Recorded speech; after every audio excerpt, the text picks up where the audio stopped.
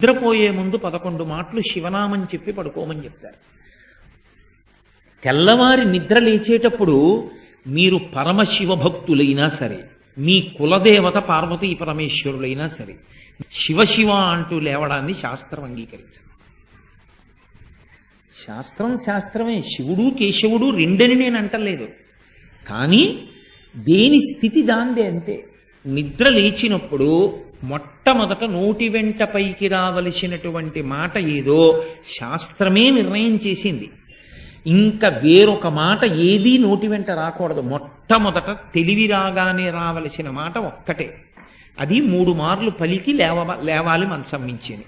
శ్రీహరి శ్రీహరి శ్రీహరి అన్నారు.